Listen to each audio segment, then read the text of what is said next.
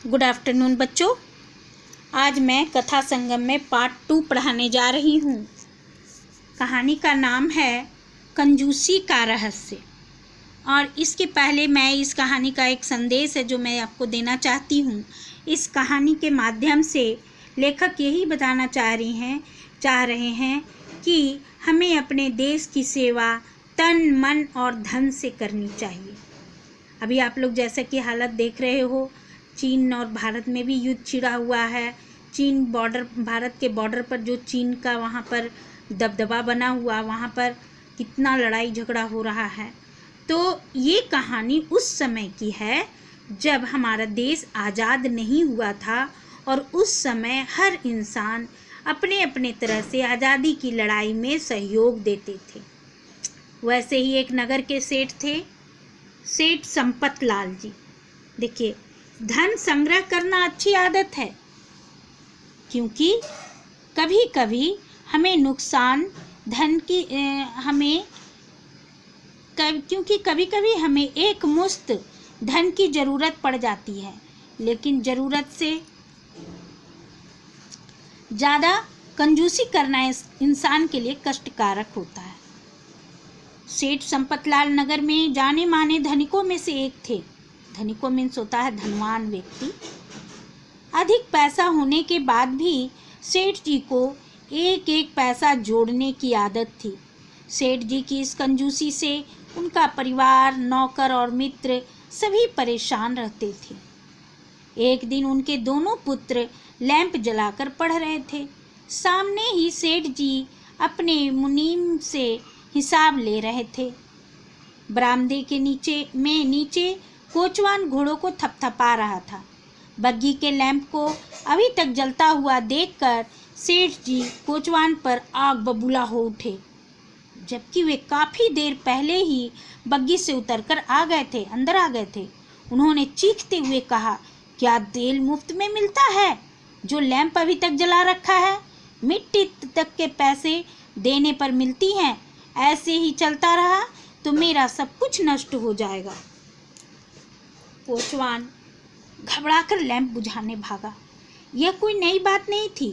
थोड़े से पैसों के लिए सेठ जी जब जब हंगामा खड़ा कर देते थे। पिता की बातें सुनकर बड़े बेटे सोमदत्त को बहुत क्रोध आया। उसने निश्चय किया कि वह काशी चला जाएगा और वहीं पढ़ेगा। प्रतिदिन पिता की पैसे बचाने की आदत अब उससे और सहन नहीं होगी। यह उस समय की बात है जब हमारे देश पर अंग्रेजों का राज्य था। हर नवयुवक अपने देश की स्वतंत्रता के लिए प्राण तक दे देना चाहता था। सोमदत्त के मन में भी रात देर तक यही सब बातें उठ रही थी और उसे नींद नहीं आ रही थी।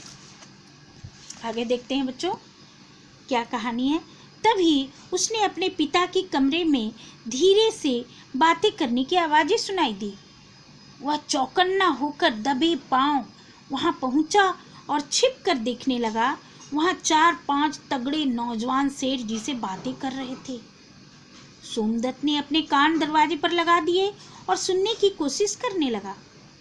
सेठ जी कह रहे थे, राज बहादुर, यह 20,000 रुपये उनके परिवार वालों के लिए है जो अंग्रेज की जेल में बंदे हैं। उन्हें भोजन वस्त्र आदि की कमी न हो। दूसरे युवक को रुपए की थैली देकर उन्होंने कहा, जिन किसानों की फसल अंग्रेज सिपाही नष्ट कर गए हैं उन्हें बीज खरीद कर दे दो। आज़ाद, तुम उन 3-4 गांवों में कुएं खुदवाकर पानी का प्रबंध करो, परंतु ध्यान रहे सारा काम गुप्त रूप से होना चाहिए। अंग्रेजों को इसकी खबर ना हो। अब जाओ यहाँ से, कोई तुम लोगों को देख लेगा। सेठ जी के उठते ही राज बहादुर ने पैर छूकर उन्हें प्रणाम किया और आंखों में आंसू भरकर बोला, सेठ जी आप महान हैं। सारी दुनिया जिसे महाकंजूस समझती है उसका असली रूप तो कोई नहीं जानता। सेठ जी ने उसे बीच में ही रोकते हुए कहा, आज हर कोई अपनी पूरी शक्ति से मातृभूमि की सेवा में लगा है। मेरे पास अथाह पैसा है, फिर भी मैं एक एक पैसा जोड़ता रहता हूँ।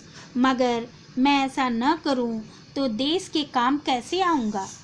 अब जाओ तुम लोग, देश के स्वतंत्र होने पर मैं समझूंगा मेरा पैसा तुम्हें सूद समेत वापस मिल गया। मेरा पैसा मुझे सूद समेत वापस मिल गया। यह सुनकर सोमदत्त रो पड़ा। पिता को महाकंजूस समझना उसकी कितनी बड़ी भूल थी। आज उसकी कंजूसी का रहस्य खुल गया था। दूसरे दिन जब विद्यालय जाते समय सोमदत्त को सेठ जी ने पैसे देने चाहे तो वह बोला, पिताजी, सही जगह पर पैसे खर्च करने में ही बुद्धिमानी है। आज से हम दोनों विद्यालय पैदल ही जाएंगे। सेठ जी हंसने लगे। वे जान गए कि सोमदत्त को सब पता लग गया है। तो बच्चों, ये थी कहानी।